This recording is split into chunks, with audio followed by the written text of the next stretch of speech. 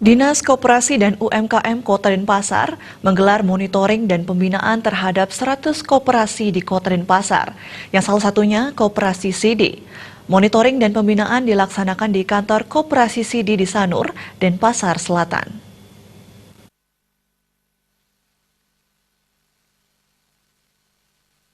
Kepala Dinas Koperasi dan UMKM Kota Denpasar, Erwin Suryadharmasyana mengatakan, tujuan dilaksanakannya monitoring, pembinaan, dan evaluasi kepada Koperasi Sidi adalah untuk mengetahui seberapa jauh peran koperasi dalam upaya mesejahterakan anggotanya dan masyarakat.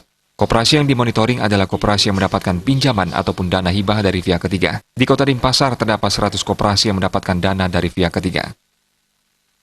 Jadi kita melakukan monitoring dan evaluasi terhadap koperasi-koperasi yang mendapatkan dana-dana, baik itu lewat dana pihak 3, apakah bank, LPDB maupun lembaga-lembaga lainnya. Tujuannya apa? Tujuannya ingin mengetahui apakah dana-dana yang diberikan itu sudah digunakan dengan benar. Kemudian sudah memberikan manfaat baik kepada anggota itu sendiri maupun terhadap organisasi itu sendiri. Nah, itulah yang melatar belakangi kita melakukan.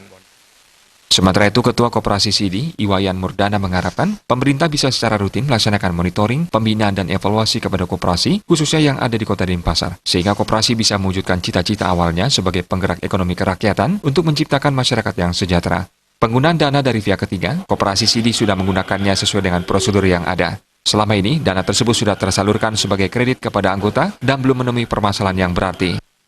Sudah menerima dana baik itu berupa hibah dan pinjaman dari pemerintah, dan itu kami sudah lakukan sesuai dengan prosedur, yaitu kami edarkan sesuai dengan prosedur yang ada dan suku bunga yang sesuai dengan kesepakatan kita. Dan selama ini dana yang kami peroleh dan kami salurkan itu berjalan sesuai dengan harapan, tidak ada masalah, tidak ada kendala.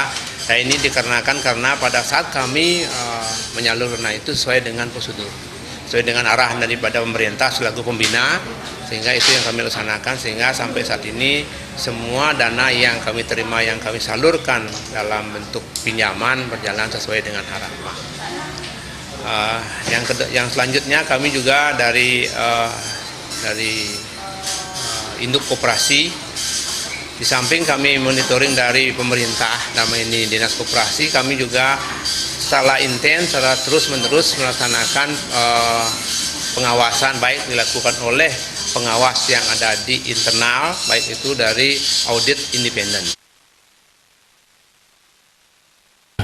Pada tahun 2018, terdapat 100 koperasi di Kota Denpasar yang menerima dana dari pihak ketiga. Kedepan akan terus dievaluasi terhadap semua koperasi terkait penggunaan dana tersebut. Joka dan Ratna, Bali TV.